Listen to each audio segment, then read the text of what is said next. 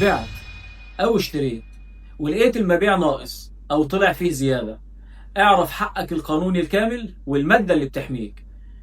كتير بنقابل الحالة دي، واحد يشتري بضاعة أو عربية أو شقة أو حتى قطعة أرض، ويتفاجئ إن الحاجة اللي استلمها أقل من المتفق عليه، أو العكس، البائع يسلم حاجة وبعدين يكتشف إنه سلم أكتر من الكمية أو المساحة اللي موجودة في العقد.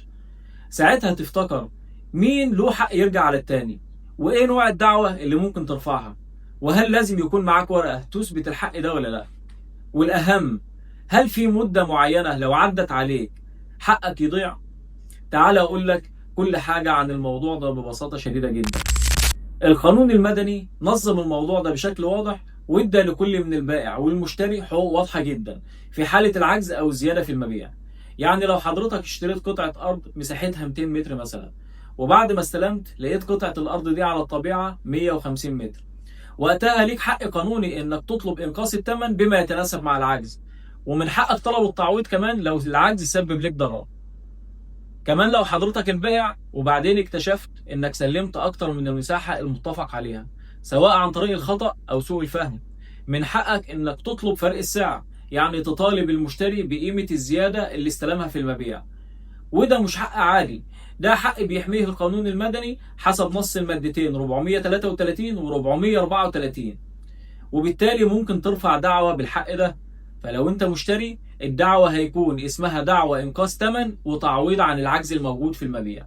ولو انت بائع، هيكون الدعوة اسمها دعوة مطالبة بقيمة الزيادة او دعوة استرداد ما دفع بغير حق.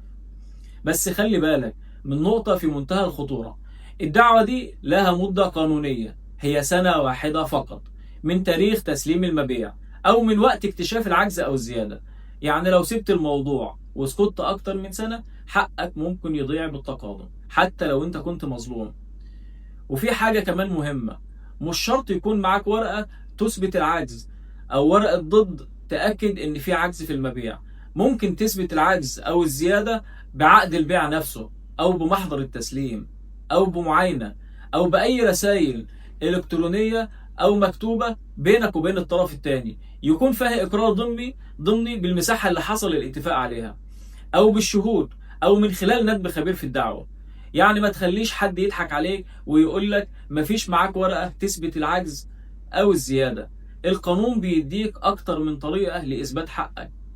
الخلاصه، سواء كنت بائع او مشتري، لو لقيت اللي استلمته اقل من اللي موجود في العقد، او انك سلمت اكتر من اللي المفروض تسلمه،